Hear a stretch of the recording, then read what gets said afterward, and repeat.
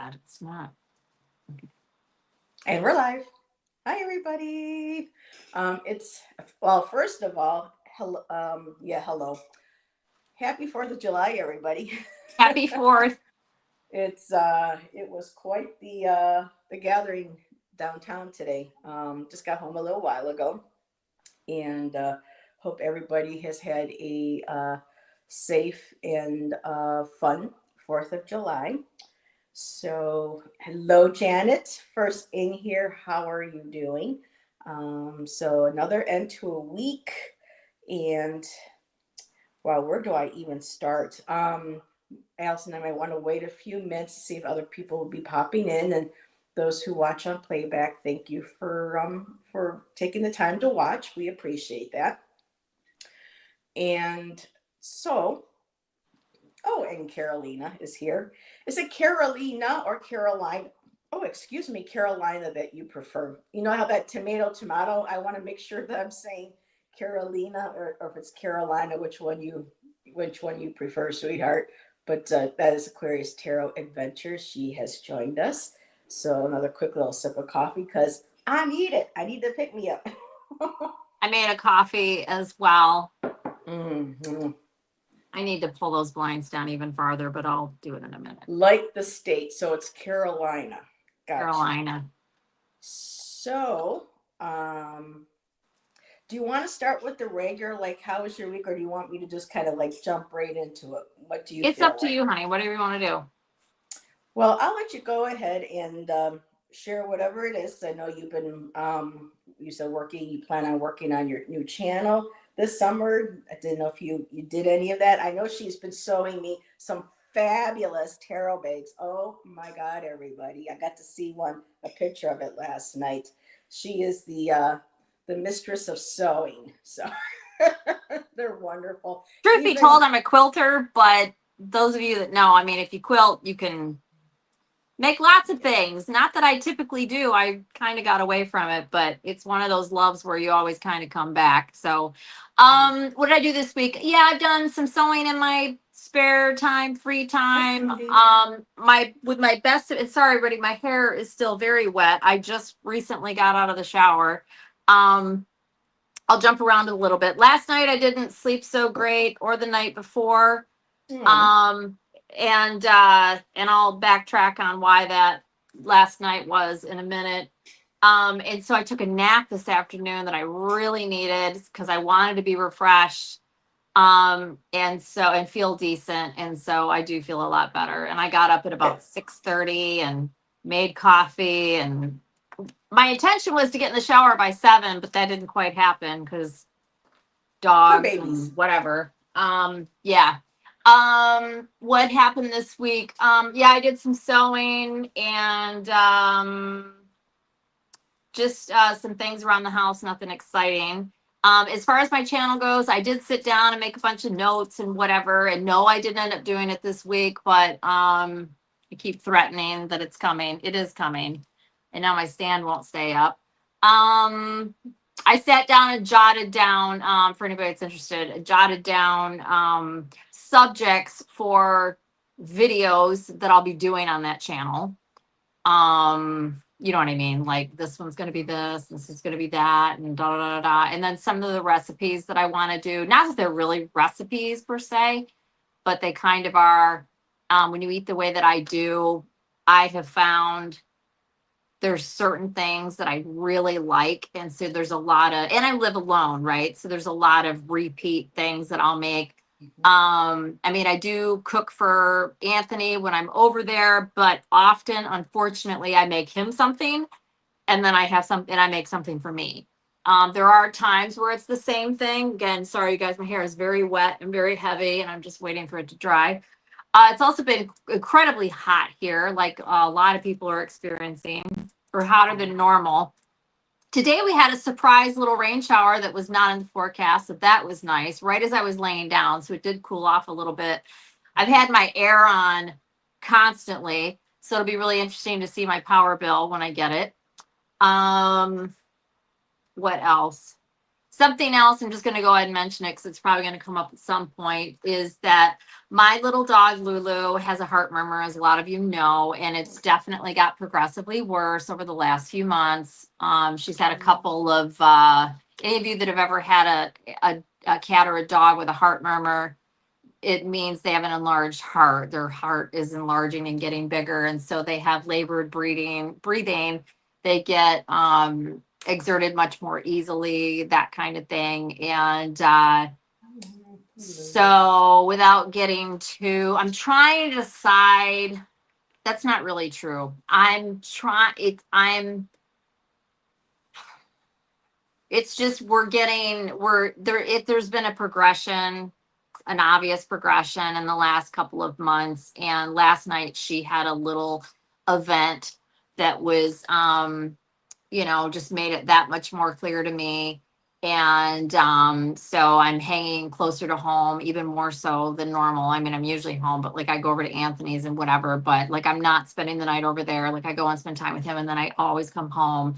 I don't stay overnight. And that kind of thing. But maybe that's something we could talk about a little bit. I know it's kind of a touchy subject, but maybe not. I've made the decision, I think. I'm hesitant to even mention this here, but I will, that I'm just not going to interfere. And I'm going to completely let this happen organically. I'm looking at her as an individual and what's going on with her and just knowing her personality and everything. But at the same time, I don't want to deny what she would want. But as we all know, you can't have a conversation with your dog.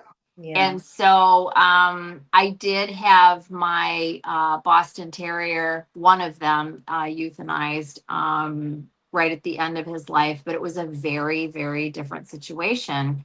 And it was not at all easy. But Never is. the vet that I went to when I was in California, they handled it beautifully. The whole thing was, it could not have been better than if it was at my home. And that's the other thing I'm kind of possibly contemplating is like, well, I could arrange to have it done here at home. And I don't know, the whole taking and again, all situations are different. All the animals are different. The relationship with your animal's different, taking all this into account. I really, really, really want her to just cross over naturally. But also, I'm not 100% married to that because it's like, well, I don't know this, I don't know that for sure, this and that, whatever. And I really would like to know what she would like to do. And I kind of been thinking about all of this, but I thought I was being too quick on the matter and whatever, because I've been thinking about all of this since she really started having little episodes. And then last night, I'm like, all right, I need to get my plan of action in place. Because like if she just spontaneously goes, then what am I doing? And then to take it one step further, I've decided, and I didn't do this with my Boston, and it was a very different situation, but it's like, I don't want to leave her or take her to the vet's office. I want to bury her. So there's that as well. And so there's just a lot to think about. I'm curious what people have to say to some degree. And please know, everybody, anybody that's here or listening later or whatever, this is, I am a very responsible pet owner. I love my dogs and they have a lovely life. I cook for them. They get walked twice a day. They are very well cared for and loved. Oh, thank you, Stephen. And so, it's just, yeah. So that's where I kind of am with everything at this point. And then I know, I was just going to say, and I can't see the chat, but I know Nancy, one of her little dogs, I believe had an enlarged heart, a heart murmur. And just kind of, Nancy, I maybe would like to chat with you a little bit I have a couple specific things that I won't go into here. If you want to, and if you're comfortable with it. If not, that's totally, totally fine. Through email? You want her to email you or her live? That's fine. We could talk about it later. Well, but yeah, thank you. Yes, See, exactly. I know. I agree, Maru. And that's in part, I mean, and I've always felt that way, but again, like my no, I'll start crying probably. I don't want to talk about Romeo. Um, so they do, and I think they do, but like in the situation, see, and that's it too.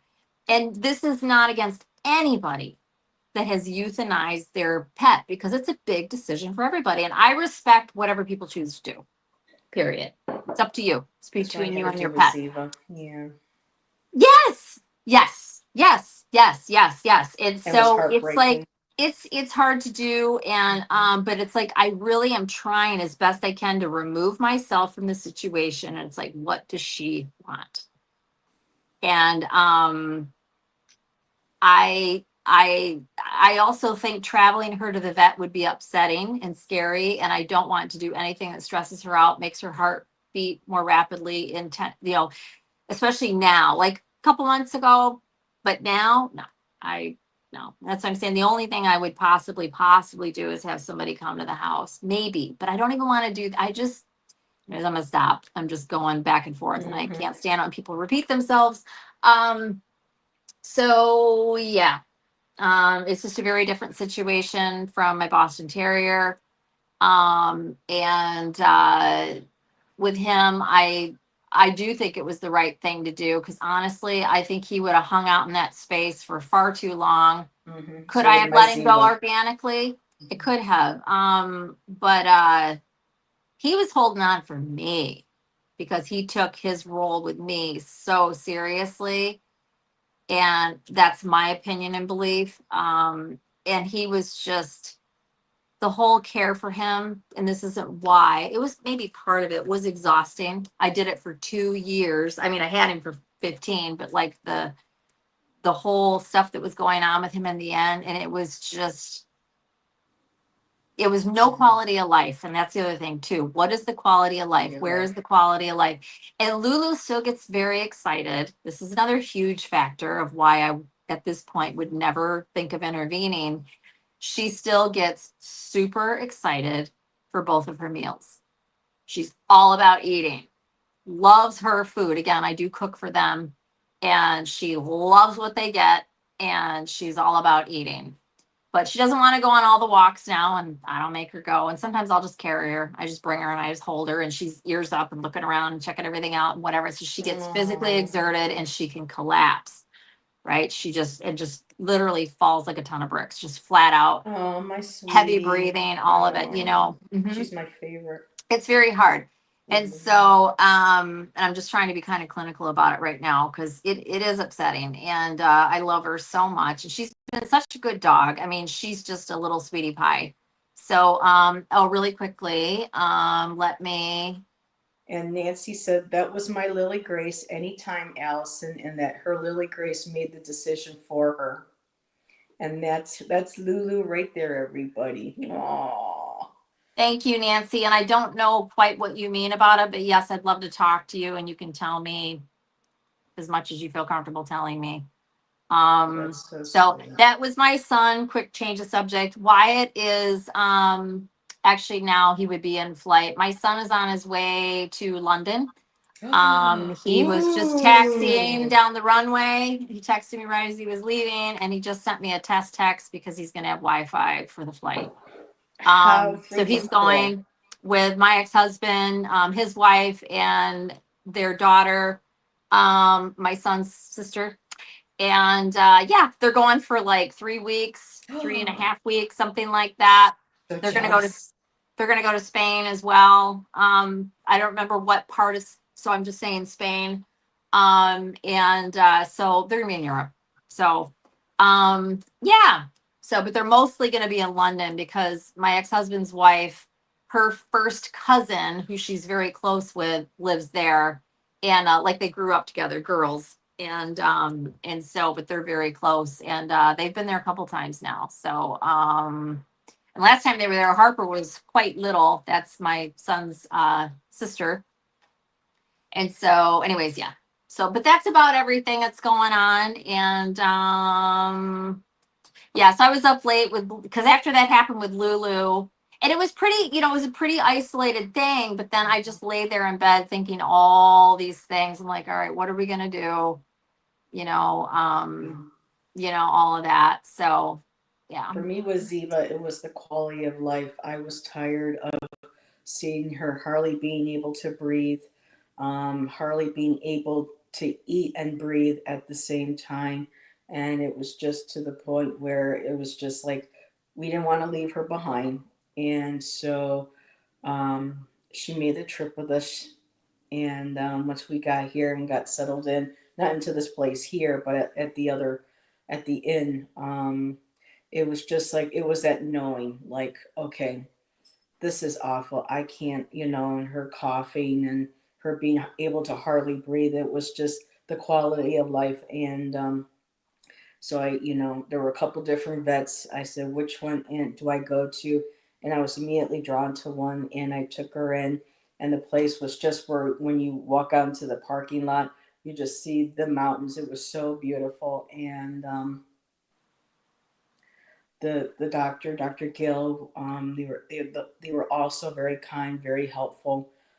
Gave us plenty of time. Even brought her a little blankie to wrap her up in, and let me hold her. And they even sent me a card afterwards with her paw prints and her little nose, her nose mouth on it as like a final little kiss goodbye. So yeah, for me, I know that I did, the right thing for Ziva. And for some, you know, they, like Nancy said, her Lily Grace let her know.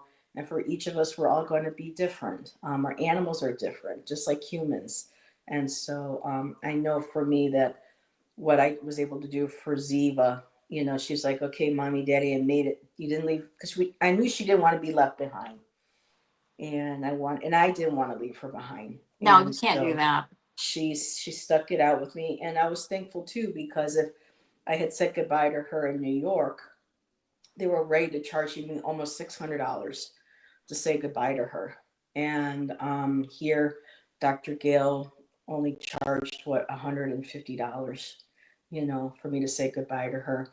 And so, we gave her loves and attention on the way here, and her special foods and things. And it's just that once we got here, after about a week, she was like, okay, it's time to go. And the day after, I think it was the day after we had said goodbye to her, I was laying on the bed, and Mozzie was curled up at the end, and I felt, but I knew he was there, but I felt like a cat jumped on the bed, and I'm like, wait a minute, he was just, and I'm looking, and he was there, still all curled up, but then he kind of like lifted his head, like, and so for me, it was Ziva letting us know that she was still with us.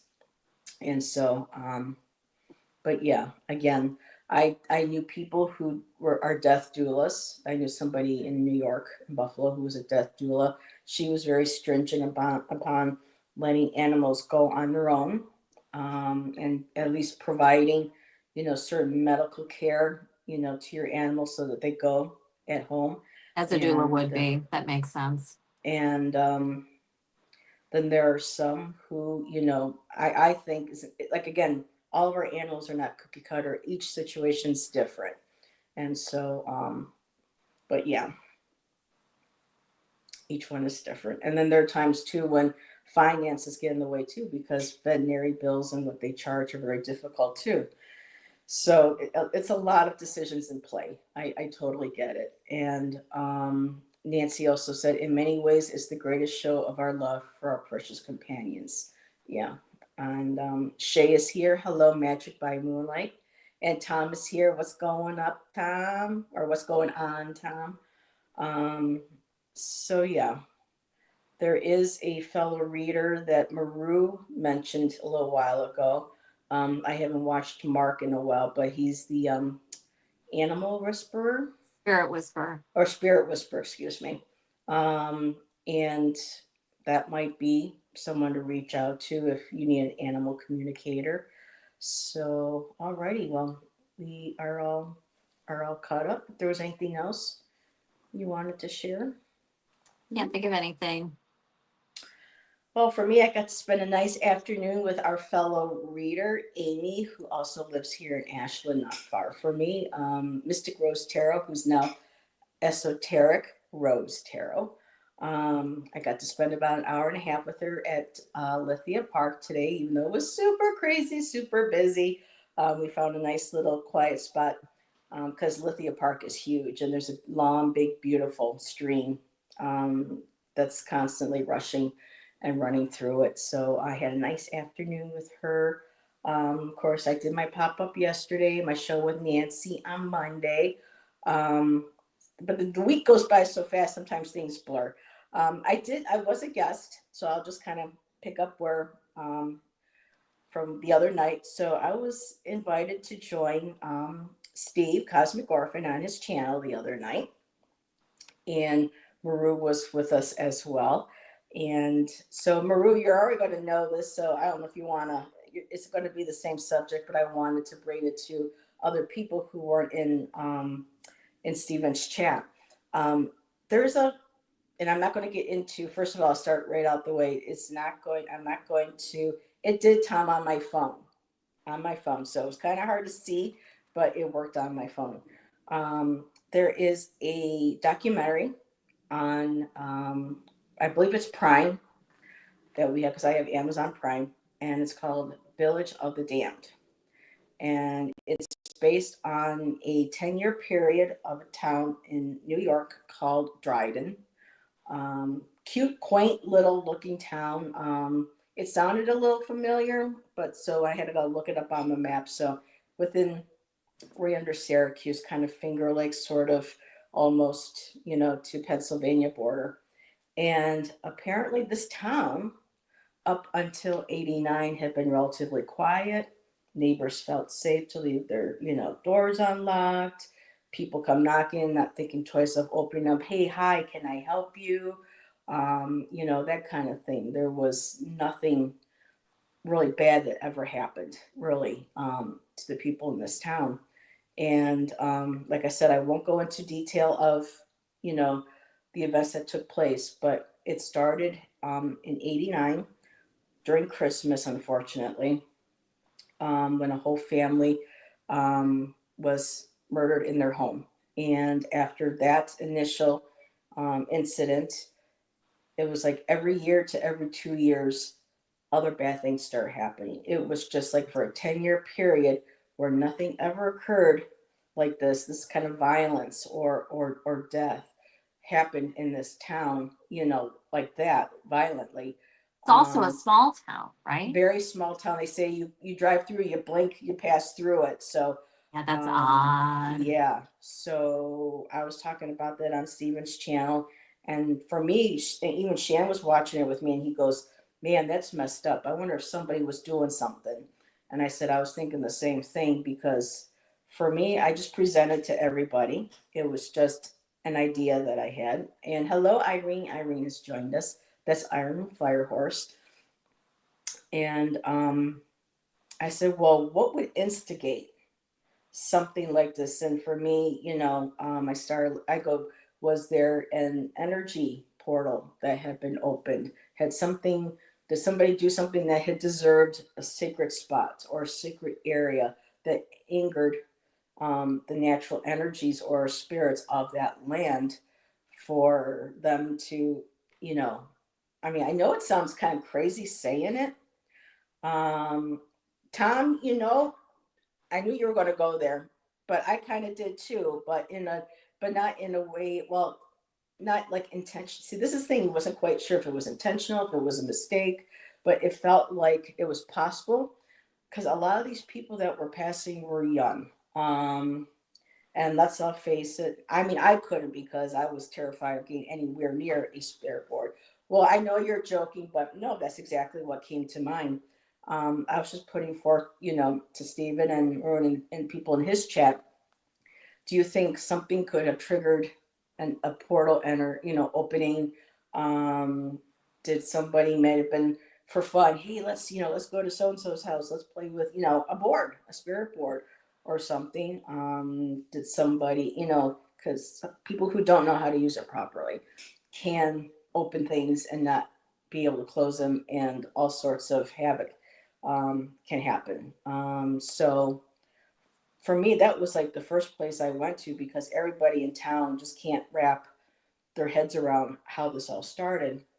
And so I was just putting it out there to see what people might have thought. Do you think it's possible? In total, there was, let's see, that family. Then there was a young man who stalked and killed his girlfriend or former girlfriend, and possibly another. There were a couple of accidents. It took two brothers within 14 months of each other, two cheerleaders that were abducted by a neighbor, and won't go into details, were murdered by him. And there was something else. So there was like a total like five within a 10-year period. And then it was just like, it was over. But nobody could understand what was the catalyst. I mean, there may not have been, it may have just been some freak. But for me, I don't know. I was getting these, I don't want to say hits, but I was getting these like shivers, these kind of like sick, spidey, tingly. I don't even like using spidey, tingly. It just, something did not feel right. Something just, and I felt like it was some sort of something on a spiritual nature that might have been what triggered it. And so I told Allyson, I think I'm going to pull some cards. And before we got backstage, I was pulling some, and I got some very interesting. What? Lulu's dreaming. I can hear her making little chirp Oh. noises. Go ahead. So yeah, I remember when Lilu would do that. So I decided to pull some cards, and I got something very interesting. Make sure I grounded myself. I didn't put that kind of idea into the cards. I just held my deck, and as I was shuffling for each of the cards, just saying, this is what happened. What can you tell me about what possibly caused it? Just the name, of the town, and then put any other thoughts or feelings or my intentions into it.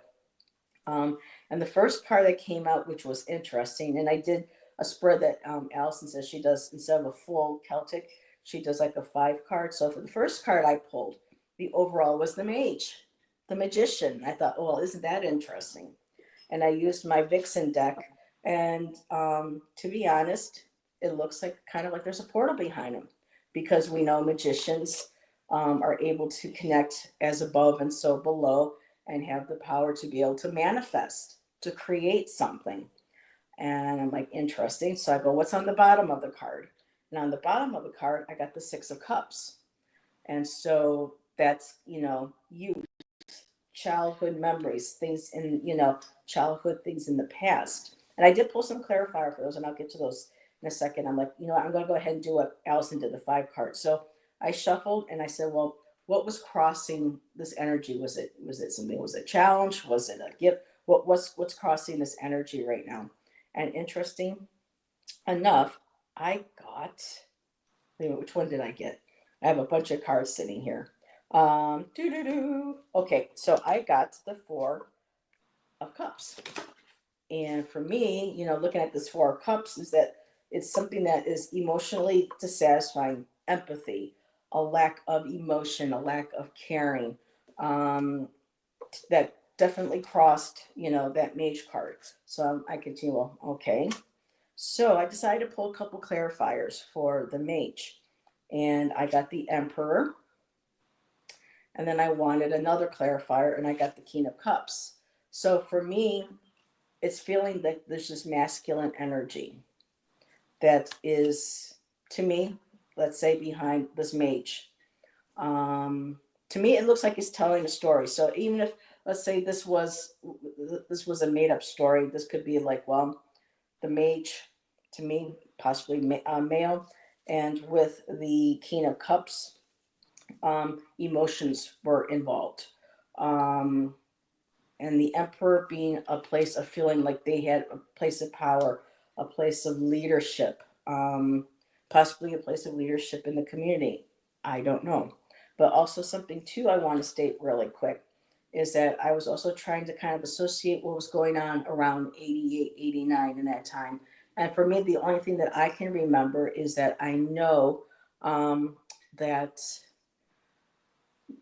Wicca, witchcraft, goddess worship, a lot of magical practice, occult practices were becoming more mainstream.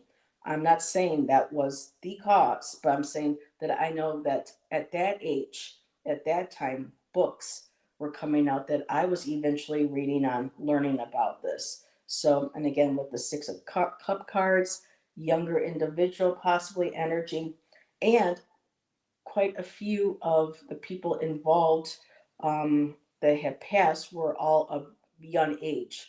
There was another one with a boyfriend who there was like a lover's triangle, was killed with a knife, and so again they were all in their 20s, so still youthful energy. So I found that interesting with the Emperor and the King of Cups going to clarify the mage at the heart of it all, and with the Four of Cups. And so looking at the recent past, I got the Eight of Pentacles, and I also got the Ace of Pentacles. And for me, recent past, working, studying, honing your ability, taking new information in, taking opportunity, and developing it. And I wanted some more clarifiers for that. And I got a lot of heavy cards in this reading. I also had like 3 or 4 major arcanas that came out too. So to clarify the Ace and the Eight of Pentacles, I pulled out the Knight of Wands, and I also pulled out the Nine of Cups. So for me, this working, this developing, this opportunity, waiting for the opportunity, waiting for that opportunity to make itself become available. The person was Nine of Wands, someone who was resilient, that been through a lot, which makes sense with some of the other cards I pulled.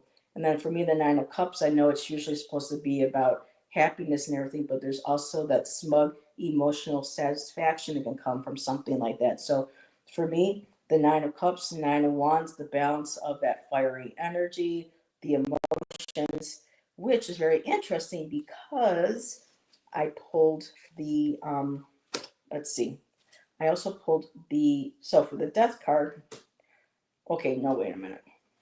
I have pulled so many cards for this reading. So let me just backtrack here a little bit. So moving forward, future, what card did I get? I got the Death card. And so, yes, that's what's happened just before death followed. So I pulled for the Death, and I got the Four of Swords. And for me, that's like kind of like another death card, putting things to rest, wanting to, you know, for me, basically putting things to rest. This is also maybe whatever this is, peace of mind for this person, if it's possible that someone did engineer that brought this about. But I also did get the Temperance. So with the Four Swords and of course the Four Cups, 2 fours, 8, and we already got the Eight of Pentacles. So I'm seeing numbers here as well. So the Temperance, to me, feeling like there was an imbalance, and I think so. The Temperance was actually the clarifier for the Four Cups. So there was an imbalance to me with that Four Cups. They weren't balanced. They were trying to balance options. They weren't happy. There was this imbalance. And so the Death and the Four Swords. It was, to me, the Four Swords is just like the Death card. And that was moving forward, and that's what happened. There were like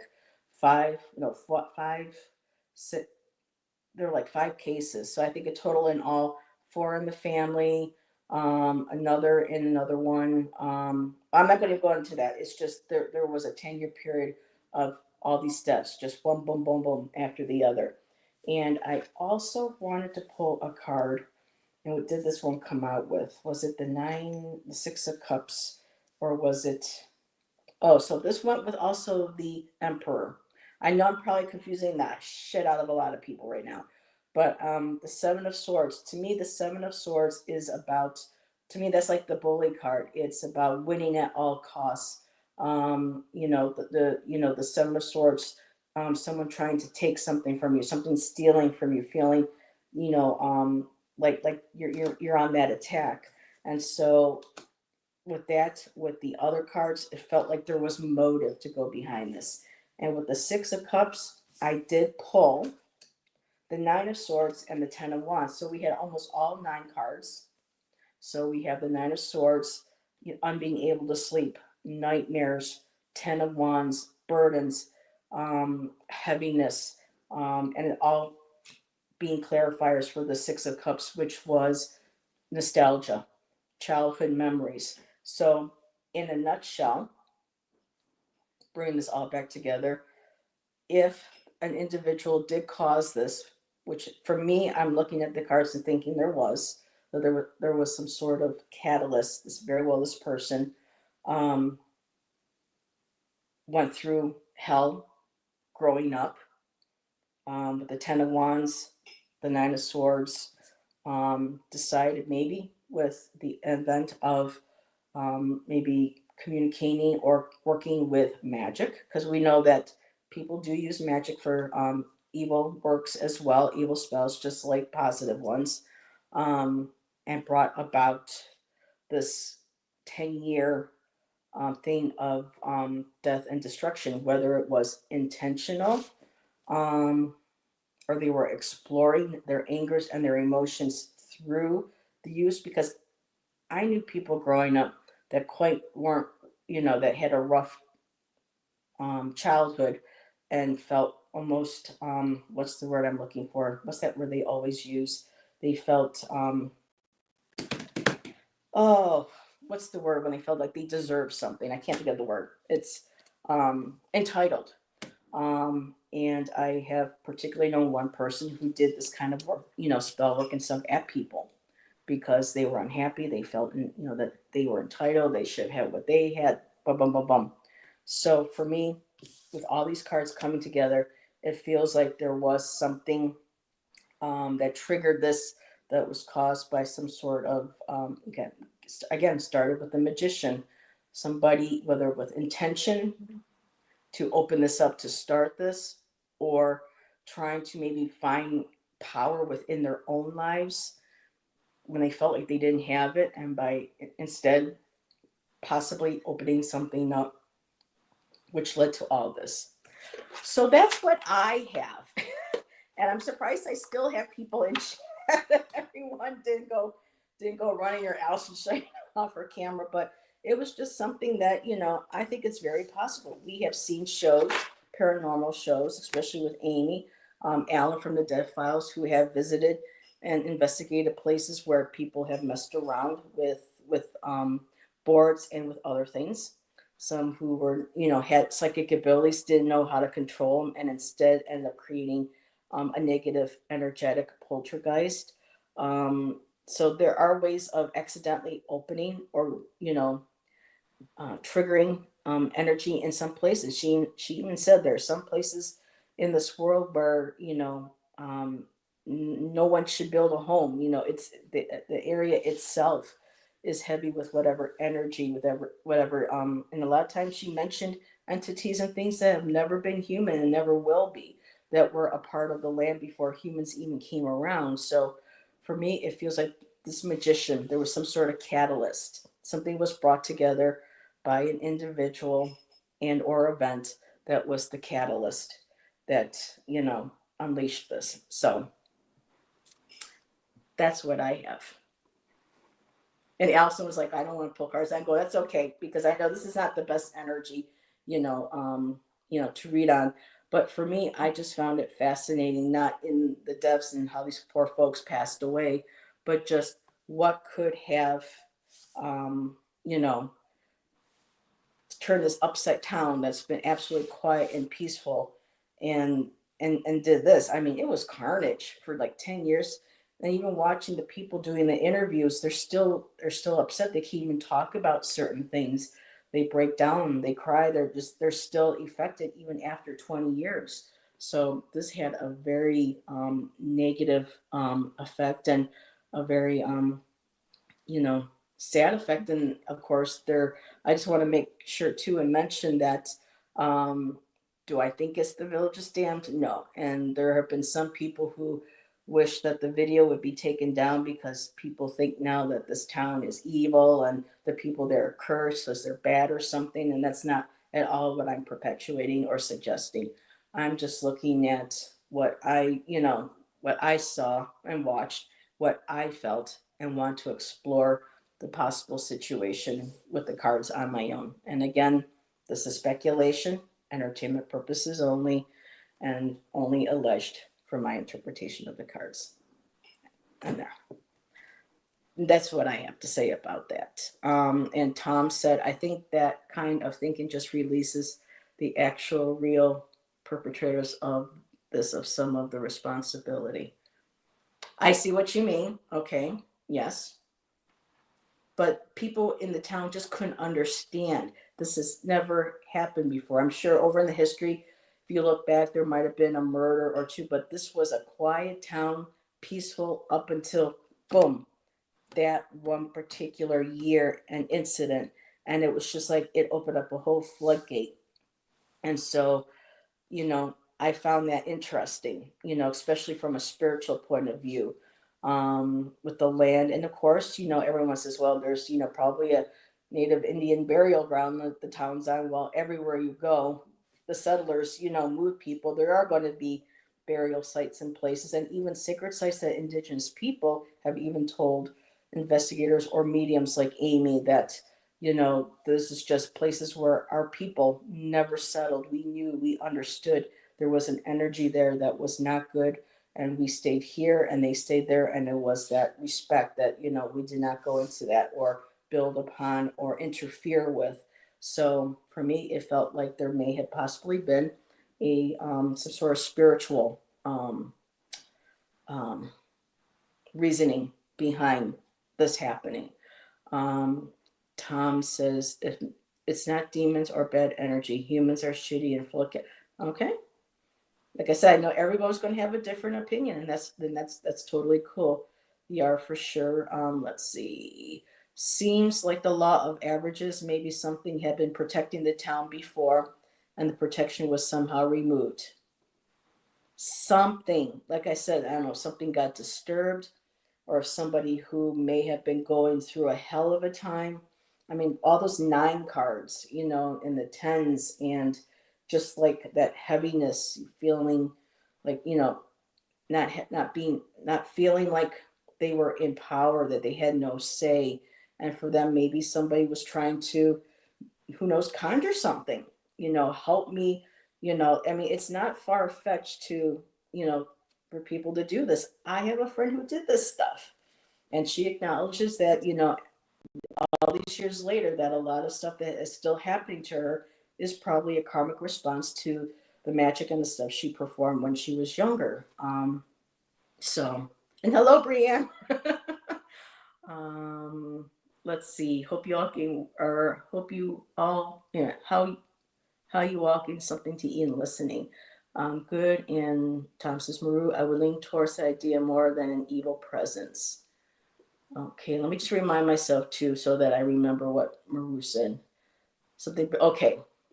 Because sometimes when I talk, my brain is going off in 1,000 different. And Tom also suggested, I think also when a line is crossed once, it makes it easier for those that experience that trauma to cross it again. This is why there are things that are generational and cyclical. I agree. Right. And hello, Stephen. Or rather, I see the possibility of that. Okay. Hey, Stephen. Yep. Stay hydrated. Hope you're having a good 4th. Yeah, Stephen was the one that let me kind of bring this and talk about this the other night on his channel.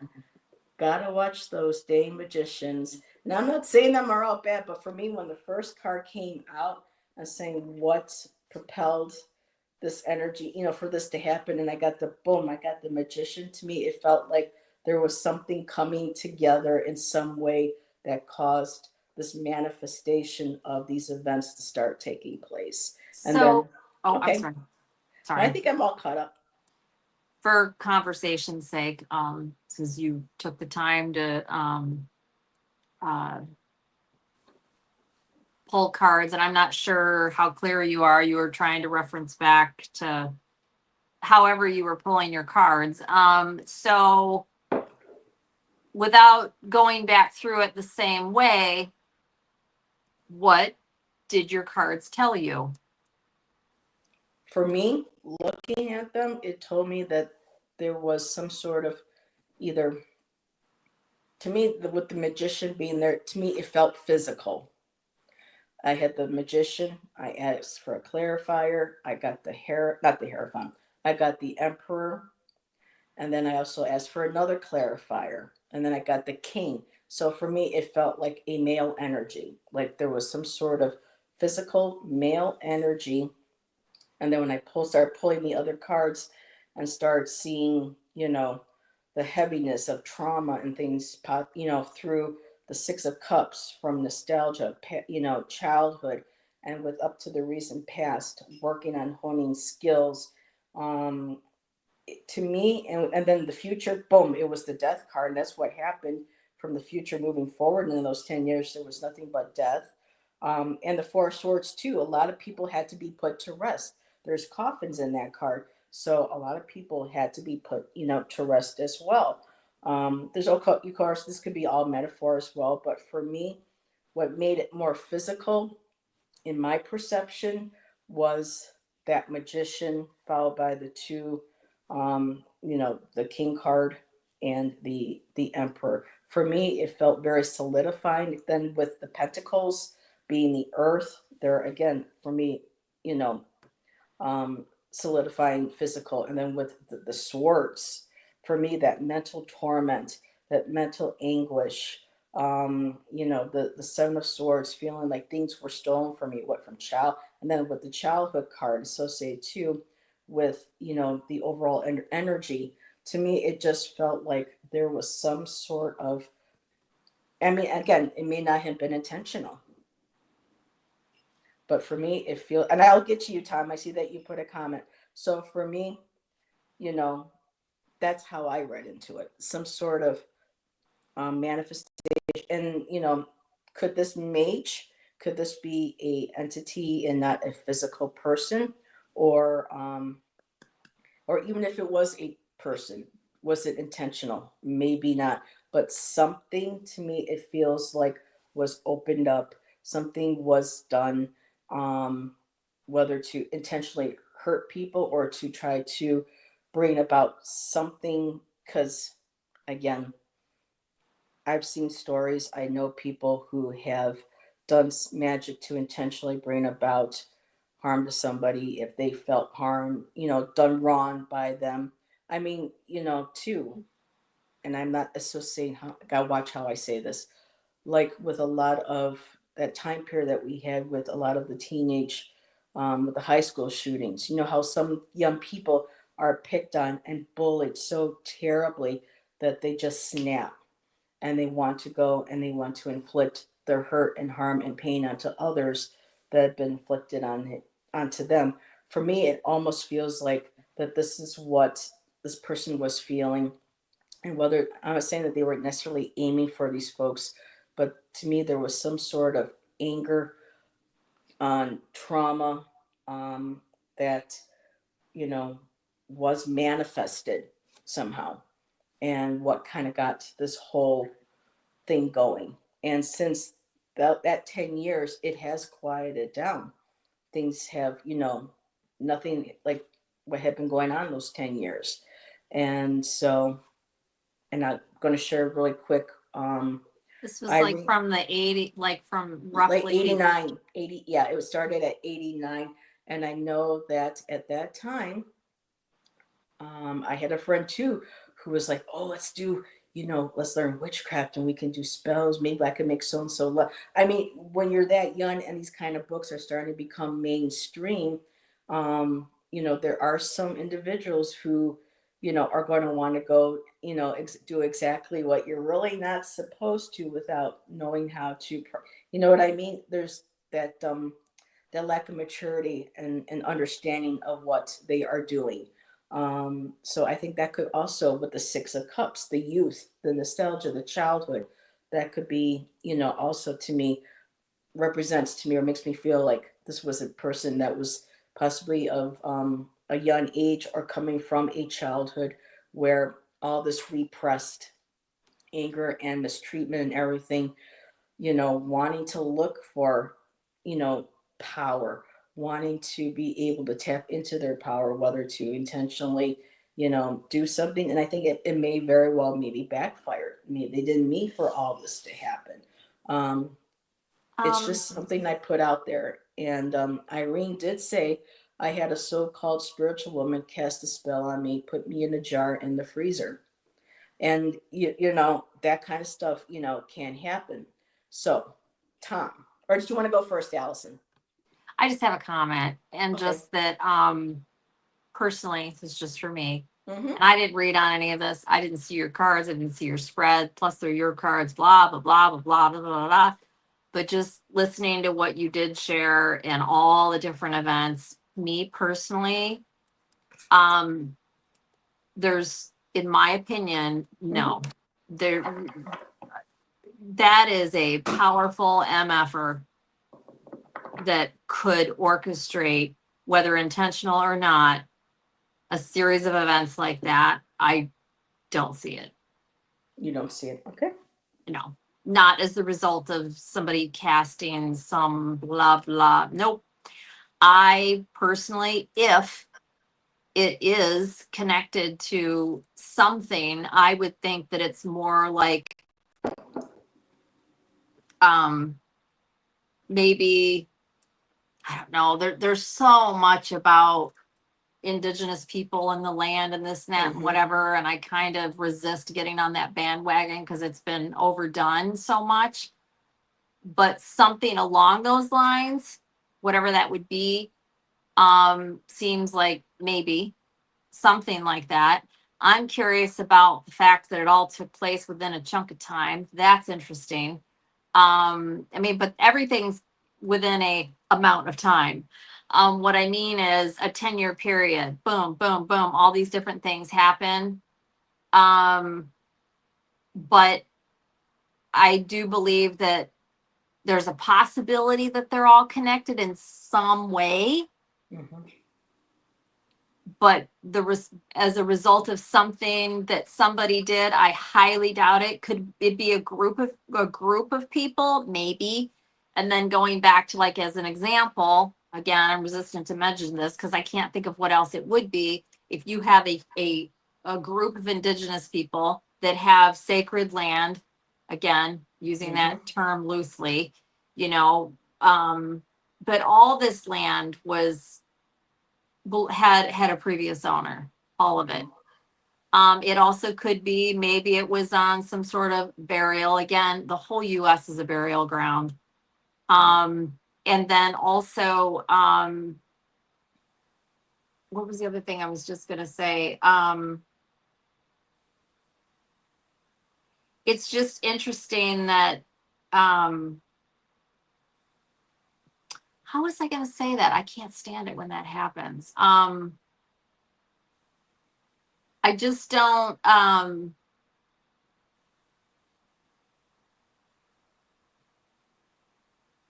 don't see how something like that could be orchestrated. But then again, it was like over a Mm-hmm. somewhat, all relative to time in general. That's and then I did, everybody, slightly, Heather and I talked about this a little bit, and I ran an idea across her and just said, again, I'm not saying this at all. I'm just throwing stuff out here because I have no idea. And honestly, none of us really do. We're just conversing here, right? Throwing ideas around.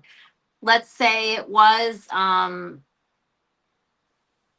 somehow connected and all of that. What if these people, if you believe in reincarnation, maybe all of these people had something in common, Mm-hmm. likely in a bad way, from a previous time. And there was an agreement that when they came in, there was going to be, an evening of the scales, so to Yeah. speak, for some tragedies. Maybe there was war and lives taken unjustly, or, who knows what. Because again, for the most part, these were tragedies and deaths that took place. So, not necessarily saying an eye for an eye, but I mean, however, the whole karmic wheel thing works out, because it is interesting. They were all in the same general area. Tragedy took place. It was over a staggered period, but within a 10-year range. The numerology may play into it. I'm not sure what the actual dates and numbers and all this sort of thing is. Plus, was there Yeah. any known Interesting. connection between the people that died? and maybe there was or there wasn't. Maybe they just all lived within the same county lines or city lines or whatever. But it is interesting, as long as we're entertaining all these things, that there could have been a connection. To me, I almost feel that's more likely, that there was something that happened in another time, possibly on that land. Yeah. Maybe it was there could have been a battle that took place, or, who knows? But anyways, that's just what I wanted to throw out there, just to theorize. Yeah, I forgot that you had mentioned that past life and things coming out at a certain period of time for things to possibly work out. I forgot you mentioned that. I thought that was interesting. And I just want to make sure that Tom isn't mad at me. um, I'm not stating that everybody who does magic or does anything is going to be, well, or is going. It just feels like, Tom, I want to make sure that you know that I'm not.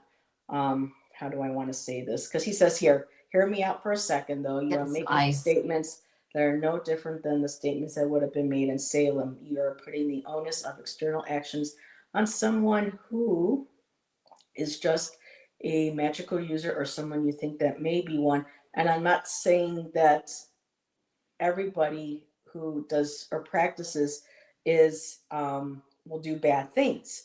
I want to make sure that you understand that. And I'm saying to me that this could have been just energy again that was triggered at some point. Something had happened, whether there was something disturbed on the land that was set in place, and it opened up this, I know people don't like the word portal, but opened up, and or released something that had been meant to be kept. I know it sounds kind of movie like, but I just want to make sure that, and again, the person, of course, necessarily has to be, I mean, it could be somebody just internal too, um, you know, who had all these emotions and released them a certain way where it could possibly trigger. I mean, I don't know, and I'm trying not to.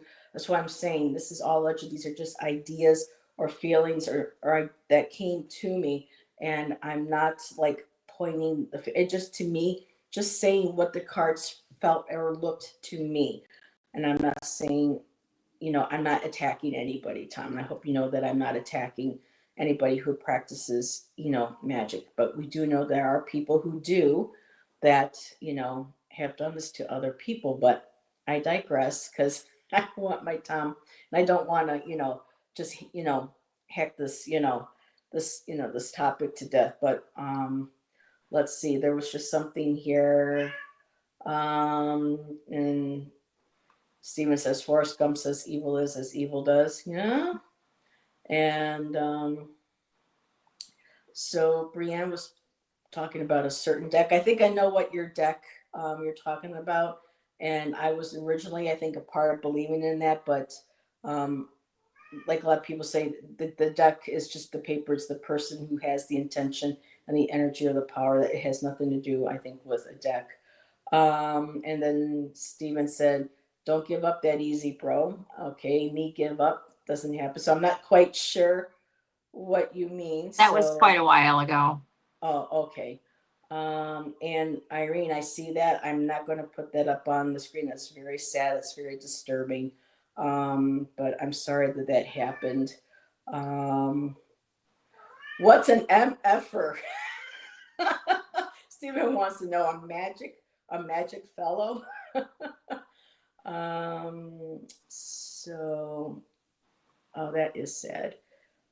You take that how you want. Okay, I'm just saying that this is not what is happening, but I'm just saying, Tom, this is why I wanted to have this conversation, see what people felt might have, because we all know, being of spirit and being with paranormal and stuff, that there have been instances where activity has started up, especially when a house is being renovated and they made the previous owners unhappy and things would start to happen. So, for all I know, could this possibly have, who knows, that mage might have represented a person way back, before settlers or at the time of settlers, that did put something on them, because a lot of indigenous people do believe it's possible for them to put curses on a land. And who knows, maybe somebody did. and something energetically or something occurred where it triggered it for this 10-year period. Or like Allyson said, this might have been something to do maybe with past life coming into play. We don't know. I just wanted to see what people thought, you know, what they thought and what they felt and what could have possibly have been. And Also, the Stephen, 10-year period could just be an observation. The 10-year period may have absolutely nothing to do with anything. what? Okay. Oh my goodness, he's got to come up and say hi to everybody. Come on. All righty. There we go. You can say hi to Auntie Allison. Say hi to everybody in chat. Hello. Okay, you happy now? I brought you up here. All righty. Good boy. You're going to walk over there. Don't step on mommy's keyboard or her mouse here. Um, there was something. So, Maruta, burial practices varied widely across different tribes and regions. Some tribes buried their dead in the ground, while others used caves, rocks, crevices, trees, or scaffolds. Yes. Um, Many tribes also practice cremation, and some even combine burial with other canoes or platforms. Yeah. It goes, I am not mad at you. Okay. I just want you to know that because I want to get back into doing ritual and magic myself. So I'm not, putting myself into that. I'm just saying with the cards we're looking at, it just seems like there was something supernatural or spiritual that took place that triggered this, that got this going for the amount of time that it did. And Tom says, I just want to make sure that people think about statements they make, not necessarily you. I think it's a bad line of thinking to go down. This is one of the reasons I don't like most paranormal shows. They put everything into a Judeo-Christian framework and in a good, evil, dualistic thinking. Yeah, the paranormal shows. Yeah. Although, I was Tom, I am into that listening. Hellier that you recommended, though. That's a very good show, that documentary. I'm sorry, Allyson. No, I didn't you're mean to. fine. I was just gonna say that and I'm not the one to point any out, but I've watched different things here and there, and just stuff is not just depicted accurately.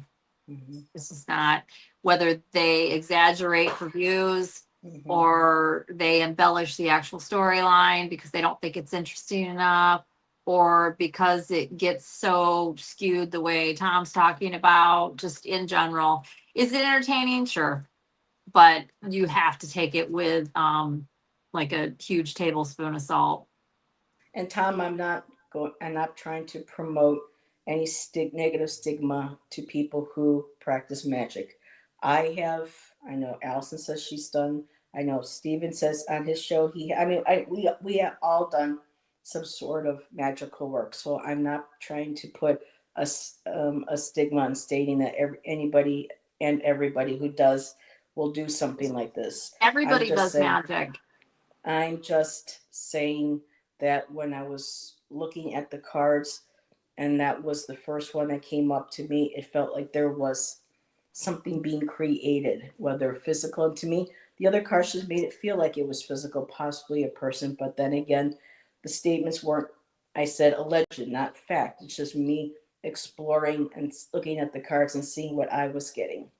And so just want to make sure, again, I am not claiming or adding to the stigma that those who practice magic, or do spell work will do something like this. So, on the end of that one, Stephen, I conjured the Stay Puffed Marshmallow. Oh, and was he tasty, Steve? Did you put him on the end of your little stick and stick them in the fire pit and toast them up really good, really good? And Maruta says spiritual forces can be used as Sorry. an excuse for human activity. Some people don't want to accept the darkness of human hearts. Yes, I agree. But again, like I said, what got my attention and made me wonder and want to look at the cards was just because of the way that this town had been very quiet, very peaceful, and then the onslaught of this one thing, and then boom, boom, boom, boom. To me, I found it felt internally for me that there was something possibly else at play. And doing readings and working with cards, I want to explore that and just see what my cards would have said. And again, not stating it as true fact that that's what happened. Also, So, and Tom says, so yeah, Tom, yeah. Huh? also, that whole area has been monikered, subbed, whatever, Village of the Damned. That's very much in the subconscious. So there's going to be some presumptions made just off what that whole area has been labeled. So to come in with a clean, I don't even know if it's possible. True. And Tom says, yeah, yeah, I don't think you're intentionally at all. I just think that the line of commentary is something that is thrown out very easily by people who, in the same breath, will cry about the burning times. I'm not going to say anymore because I know I'm upsetting Tom.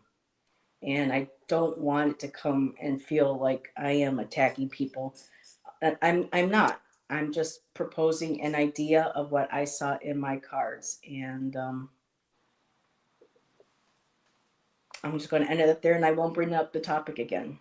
So, what else can we talk about? Anything?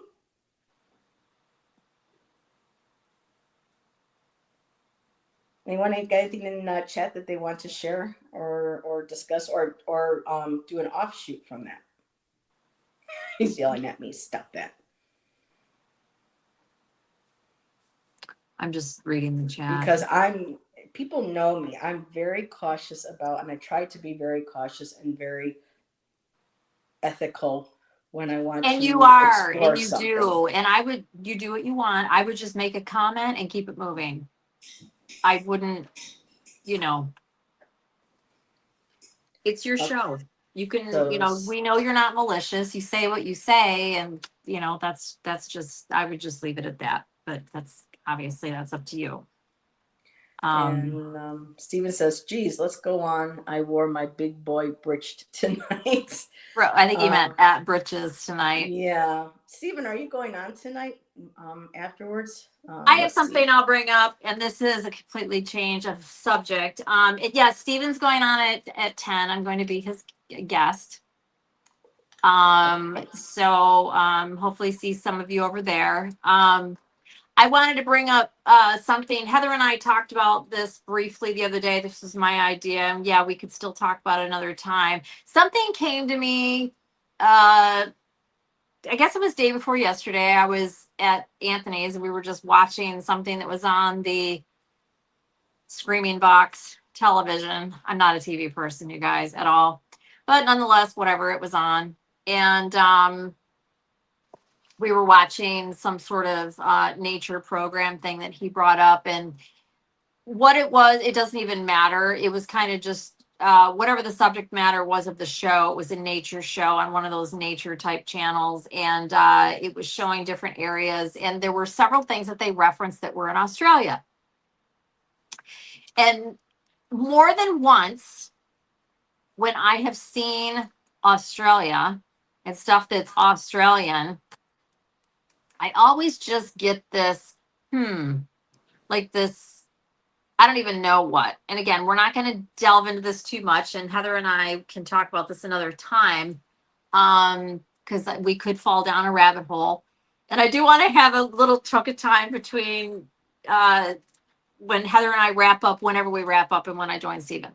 So, and I'm wondering if any of you feel this way. And I don't even really know how I want to word what I want to say, but Australia to me feels very, very different in a good way, but just different than a lot of the other areas. And granted, our different continents all have like kind of their own flavor, if you will, and just different things are going on, and the people are, different in their own various ways, and right?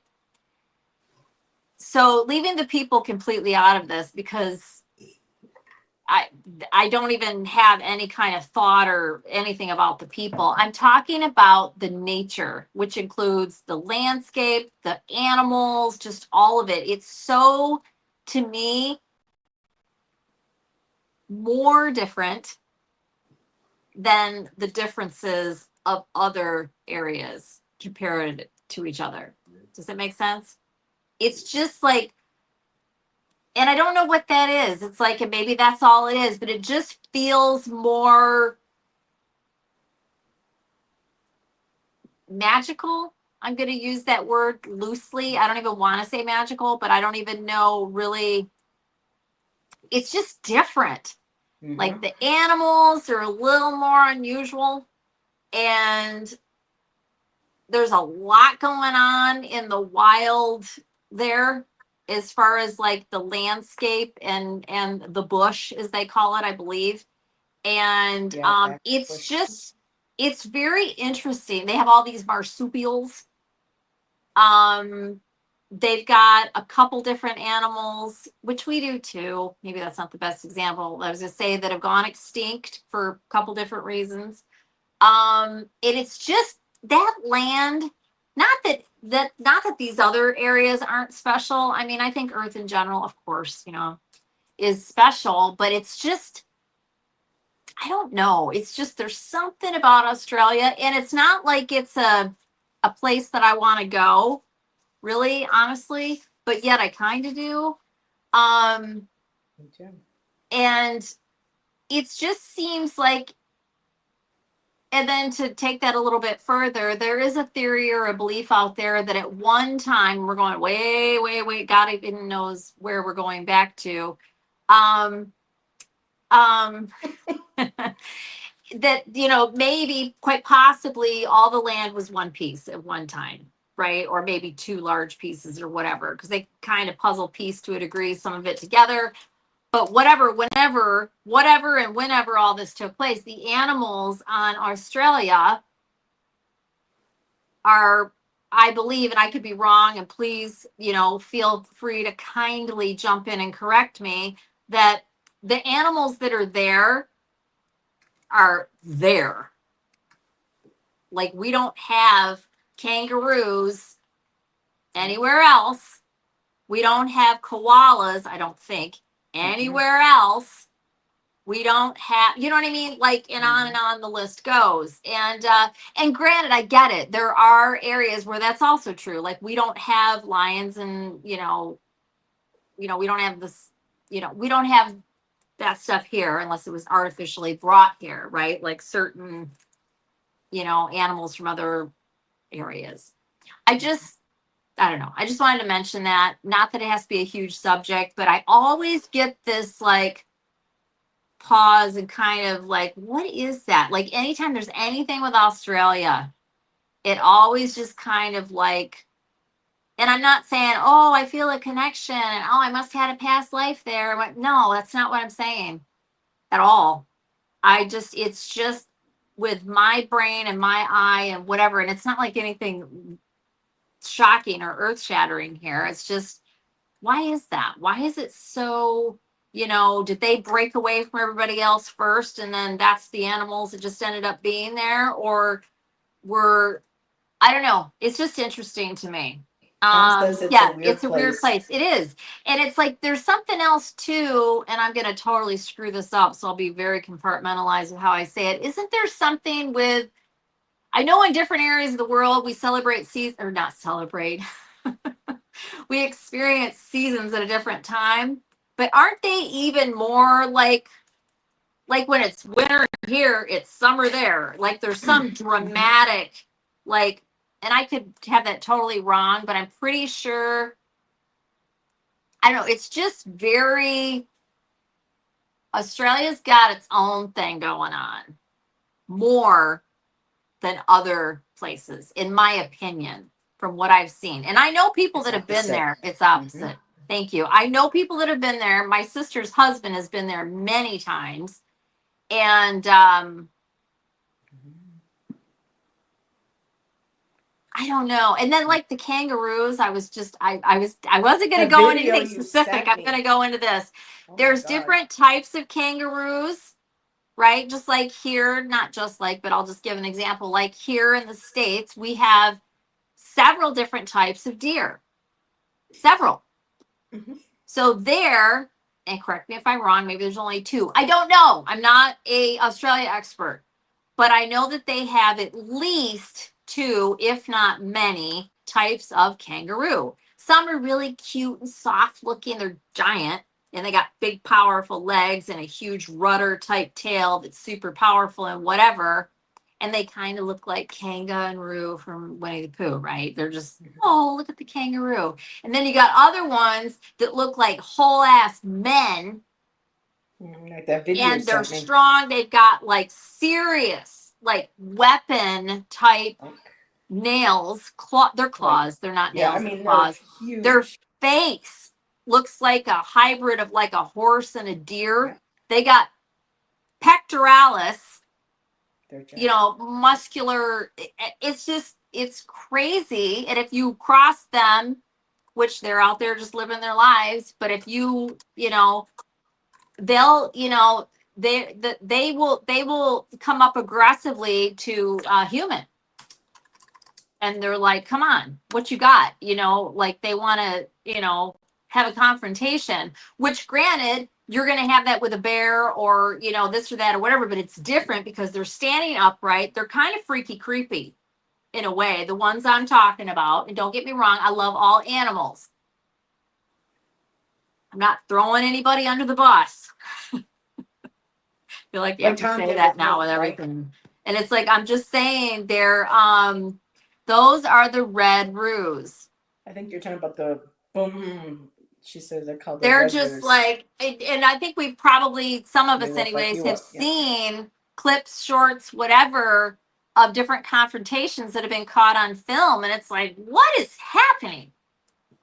And so, yeah, it's very, very interesting. But anyways, that aside, I wasn't because of the kangaroos, and and there's nothing cuter than a baby Joey. Oh my God! Don't even get me started about I how held a baby kangaroo ridiculous once. cute. Yes, the little baby Joeys are. They're just, you know, and they somehow sometimes get away from their mothers. And then you've got this little. There's a whole rescue because there's probably multiple, and they put them in these little pouches and they try to recreate their life and all this kind of stuff. But yeah, and then they have the whole what, oh God, I already forgot. See, I didn't know we were gonna talk about this. I already had my notes all set up. There was the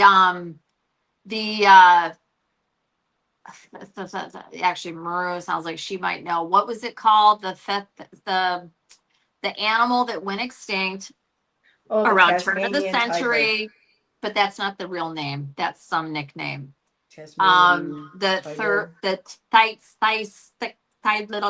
I'll think of it in a Daiso. minute. Yeah, yeah. I don't.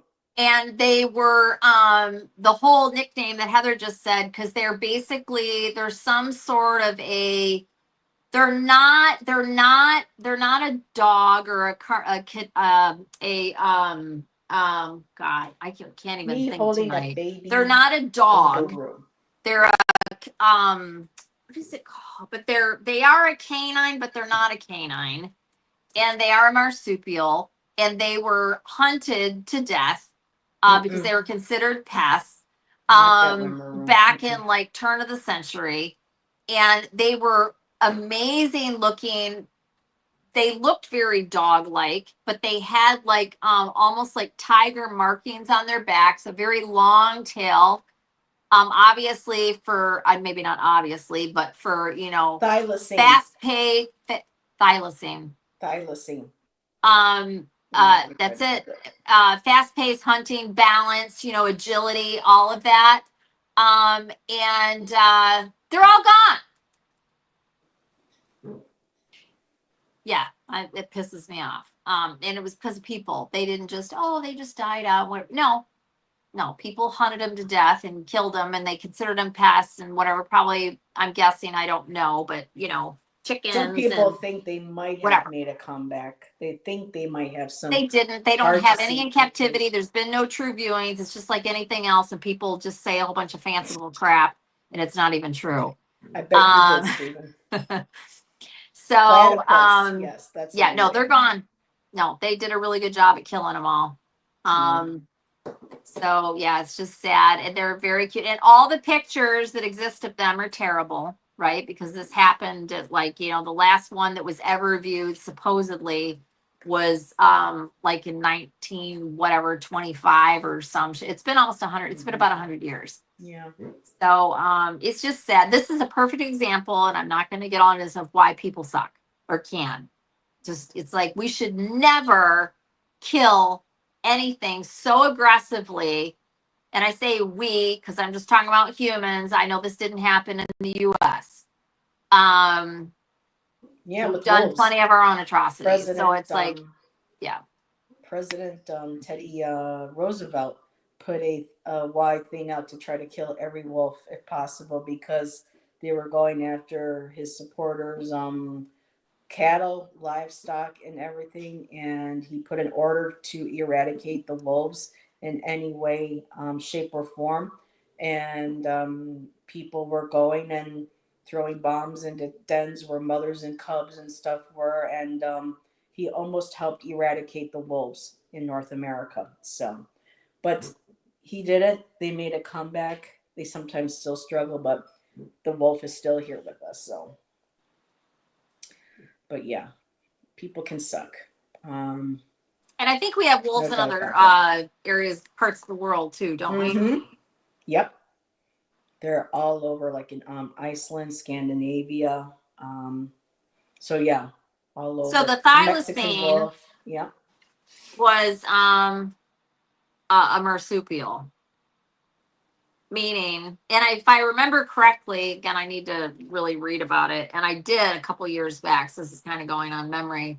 The males and the females had a pouch, both. The females, obviously, for carrying the young, and then the males, it was, I don't know why they would need this, but it was to somehow contain and protect their genitalia. So, yeah, or that's what's believed. Because the males did not carry the babies. So Tom is saying, didn't they just clone one? I missed some of the comments. there was some really talk of wanting to do that. I don't know whether or not they did it. I have no idea. Because right now they're cloning puppies. They're actually birthing puppies without the use of a female.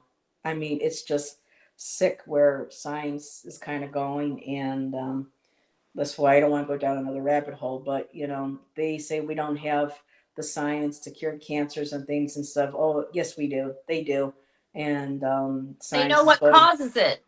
Of course, so they know how to cure it, and they perpetuate it to. Well, yeah, I'm not going to go down that. It's they know exactly. Yeah, let's not go down the medical. Bye, Stephen. Thank you. I got a jet, clean the theater, and start the popcorn machine. Peace and love to all. Alrighty, we'll see you in a bit. And Tom said, I know they brought something back via cloning. I thought it was the thylacine, but I could be wrong. Okay. I read something, and I don't know if it had just been something that was maybe they have done it, but I did read that, and I know that there was talks of wanting to do that, but how far it went, I don't know. And Irene said I think they did a cloning of a certain breed of wolves also. And I know that they're trying to do mammoths. This was on Josh Gates' show about, I think it was, oh my God, almost 10 maybe years ago, that he was on in that one big huge area, I think in Siberia or wherever, where they're trying to find viable mammoth tusks that still have woolly DNA mammoth that can they can take the DNA from and start trying to reproduce. Cloning is very cool. Like, I understand the science of wanting to at least know how to do it. But, Miss Taro D, you're late to the party. We're going to be having to wrap soon. Miss Allyson is going to be a guest with Stephen on his channel tonight. So I'm looking forward to what the conversation du jour is going to be, or topic du jour is going to be tonight. let's see. So, yeah, we were talking about the Australia thing, and I know they got that big sacred mountain, and people know how terrified I am of snakes. But somebody, I think it was from Australia, did this video of an actual, I think it's from Australia, this huge snake, but it was a rainbow color. And for some reason, I was not terrified looking at it. This was actually quite beautiful, and I think it was Australian because I know they do have their people, the Aboriginals have their stories about their sky serpent, the rainbow serpent, I believe, with that sacred mountain. I can never pronounce the name. Oh, oh, yeah, I'm not even going to. It begins with an O, but when Google anything with Australia, usually you see that big orange, beautiful mountain. That's their sacred mountain. So yeah, and we had a neighbor stop by to talk to Shannon and I was sitting outside with my art supplies, and I'm telling you, this is how scared I am of snakes. I was sitting there, some guy across the street is walking down the sidewalk with some of his kids or whatever, and he's got this big freaking ass snake wrapped around his neck. He's in his arms. He's going, hey, everybody. I saw one look at that thing. I jumped up so fast. I knocked over all my paint supplies. I busted my one container and I got into the house, and the neighbors like laughing at me, going, what's wrong with her? Oh, she must have had a problem, growing. I'm just like, no, no, no, no, no, no, no. People, keep your snakes home. Unless you're going to like a petting zoo and you're supposed to be there, just don't go around. But yeah, Miss Taro D, what happened? Hello, my Fireworks. friends. Firework friends. Heather is banning me from future episodes now. Don't test me. Just kidding. Of course not. Yeah, my cat is terrified. Miss Taro D. So your little babies were scared. Yeah, Lilu used to go into shake. It didn't bother Piper at all, but anything with the fireworks, thunder, even from a distance, Lilu would cower into a corner and start, shaking. So, and I can't even imagine what our men and women who have PTSD that come back from have to listen to. Yeah. The I mean, wild animals is the biggest injustice, in my opinion. Fireworks need to be banned. They should just be banned. Scares the absolute shit. And don't get me wrong, they're the most resilient, right? The wild animals, but it's like they can't get away from it. They're gross, they're polluted. Yeah, I get it. Oh, but they're pretty and people like to look at them. And it's like, no, we need to ban but fireworks. nowadays we have drones, and what There's they can do now with drones is amazing. We can do a light display in the sky with some other shit. Yeah, we don't need fireworks. Mm-hmm. We have the technology. No, fireworks need to go away. Period. Period. Let's see. That's it. It was the dire wolf that was cloned. Okay. Okay, let's see. She goes, I agree with Allyson all the time. Talking at the same time. It's all that especially if she disagrees with Tom. That's so funny. Disagrees, but oh my goodness, that's chat. That's jumping now. Okay, I agree with Allyson. Yeah. Especially if she disagrees with Tom. That must have been what you saw. Okay. Boy, after Miss Taro D got in here, chat just started going. Miss Big Mouth in the chat. Mwah, we love you. I'll check in on you later. Actually, Miss Taro D, Allyson and Steven are going to be going live, at 10 o'clock your time? It's 10 p.m. Eastern Standard Time, 7 p.m. Pacific Time. So go say hello, and let's see what's here. Females of which can grow to more than 2 meters long. There have been reports of sightings in Australia too, on a few of the tiny islands in the Torres Strait. I hope so, Maru. I hope so. I saw that. I just, people are just full of shit. She's talking about found throughout python. New Guinea, including on the islands of Salawati and by Normandy and Nassau and Nauru. The white-lipped python, is a large non-venomous snake. So is that the rainbow one you're talking about? Because it's probably an iridescent. I mean, the light. I mean, this thing was Yeah. so beautiful, and it was just like, in my lifetime, this was the only one that I could look at and not freak the fuck out. I'm getting better with snakes, actually a lot better, but I still. Which by the way, this is on squirrel, Allyson. When Anthony and I went on our little road trip a couple weeks ago, right as we were about at the end of our hike, because a lot of it was, we did a big like 3-hour hike. We were coming back, and right as we were coming down this trail, a snake crossed right in front of me on the path, and I almost stepped on it. And then we went over and we're standing there looking at it and trying to get it to stay there so we could see it. Maybe we weren't messing with it, but it didn't exactly take off. And it was young. It was I don't know what it was. I'm not a snake expert. I don't believe it looked kind of like a garter snake, but it wasn't. But it was, I don't know, probably a foot long. It was not big. It was probably only about yay big around, but it was I doing saw its one. Was whole it green? snake thing. No, it was brown. I saw one about that long in Arizona, and I saw it soon enough where I'm like, okay, I'm like, go on. And I went, wait a minute. I go, you're just green. You're kind of cute. Okay, bye now. Go. And that was it. But yeah, she says yes, exactly. So there's a link that she included if anybody wants to see the snake that she was talking about. And I'll have to go see, maybe find a picture of it myself. Yeah, what is her first name again? Iron Fire Horse, that's Irene.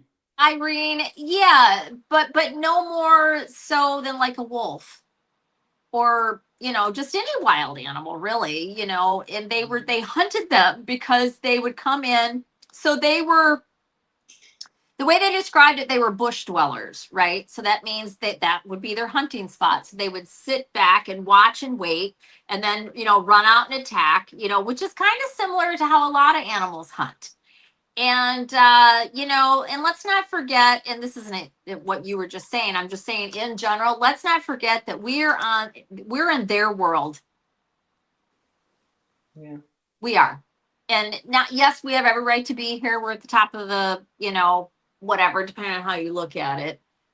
We're the only ones with the brains the way that we have, and the opposing thumbs, and the ability to use weapons, and this, that, whatever, which is I personally believe in the whole circle of life. We are the whole this one eats that one, and then blah blah blah blah blah blah blah. That's the way it's supposed to be. But and that's another reason, I just don't think we're supposed to be killing these animals just for the sake of killing them because, it's annoying, you're eating my chickens. If you kill an animal, it's to eat it.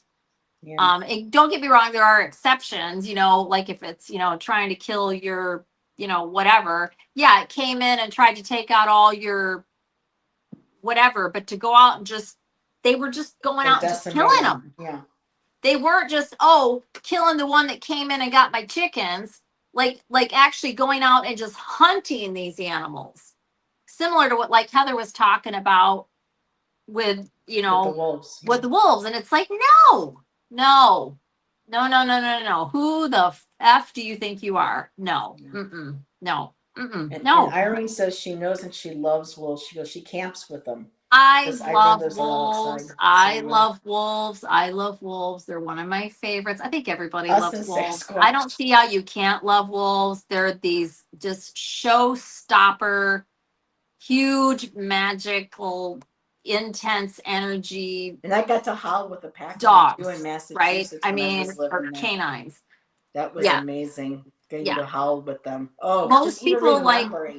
Yep, Sorry. The big dogs and the big cats. I mean, I don't see how you can't. And I'm very leery of anybody that doesn't like animals.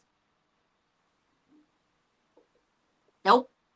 You got a problem and nobody here feels that way. I'm just saying in general, like Mhm. you'll meet somebody out there that doesn't like animals or doesn't like, and I get it. Some people are like, oh, I don't like dogs because some moron in their family told them some crazy shit and they grew up thinking dogs are mean and so they don't like dogs, or they got bit Bit by by one. a dog that was, you know, mistreated and so the dog bit people. You know, I mean, dogs by nature, anyways, that's a whole other subject. Anyways, I'm just saying in general, there are people out there that don't like animals.